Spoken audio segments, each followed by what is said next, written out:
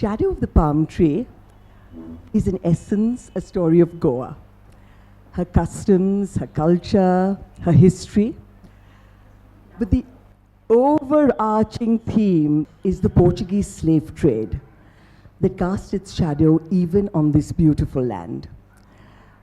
I'm sure a lot of you will know this, but the Portuguese were the flag bearers of the slave trade. In fact, I think it's about over 4.2 million slaves were transported, African slaves, were transported by the Portuguese around the world.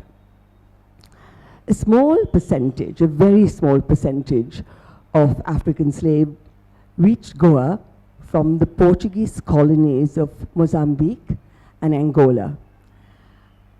Shadow of the Palm Tree tells the story of one family, the Abrios, who made a fortune on this slave trade, who joined the Portuguese in this slave trade. So slaves were brought to Goa not just to work in the Portuguese military and religious establishments, though of course that was their key role, but they also worked in wealthy Goan households. And over the years, unfortunately, some Goans joined this very, very lucrative enterprise, the slave trade.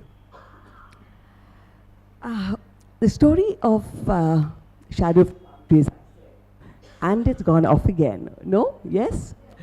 Shadow of the Palm Tree is the story of one family, the Abrios, who, as I said, made their fortune on this slave trade. The story begins in the 1920s, yet it crisscrosses across the centuries from the time the Portuguese came to Goa in 1510 to the time they finally left, which was 1961, which is really 4.5 centuries. So I see the story as a kind of, maybe pretentious, but I see it as having many lateral plot lines. At one level, it is the story of a colonized people. Goa was colonized by the Portuguese, of course. At another level, it is a story of how a colonizer inadvertently mates the destinies of the colonies, of its colonies, the countries it colonizes. Let me explain that better. For example, Mozambique and Angola in Africa, Brazil in Latin America, and Goa in India, all Portuguese colonies shared the same culture, they shared the same trade, and shared the same people. So this is what I call the matings of destinies of different colonies by a colonizer, inadvertently. And finally, Shadow of the Palm Tree is, perhaps most importantly, the story of how superstitions, how traditional beliefs can fashion a destiny.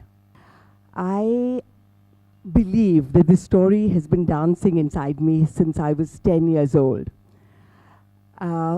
Like many other Goan families from across the country, my family and I would journey on an annual vacation.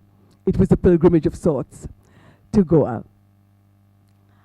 Whilst the rest of the family would spend their time, including my sister who's here, enjoying the bounty of Goa, for everything from the beaches to the bibinka, I spent my time collecting stories.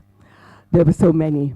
Exorcisms, resident ghosts, the power of the evil eye.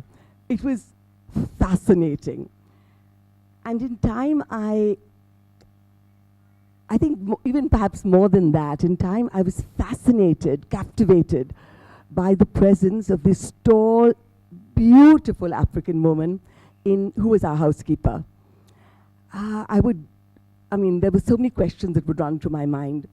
Where did she come from? How was she here? What was her story? I mean, there had to have been a story for us to see an African woman in Goa in the 1970s.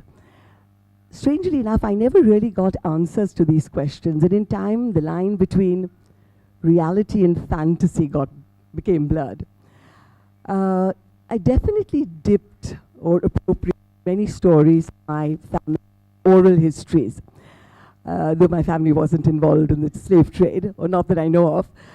It was, they just gave me this tapestry of rich personalities, rich stories that it was irresistible. My grandfather, Mendonca, was a lawyer and a poet. And I based one of my main characters, a man called Salvador Abreu, on him. He mirrors his larger-than-life personality to a great deal. And as I said, I apportioned or stole many of my family stories because my father had as his godparents a Portuguese nobleman and the descendant of an African slave. And it was, of course, my grandfather putting on public display his democratic leanings. But it was so fascinating for me to think of how mortified a Portuguese nobleman would have been only after he arrived at the baptismal fount to discover that the other spiritual guardian was the descendant of an African slave.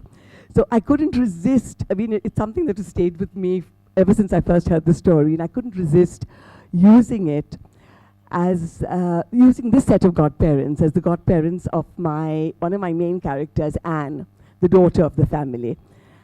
But of course, I have to admit that most of the more dramatic, exciting elements of this book have been incubated entirely in my imagination.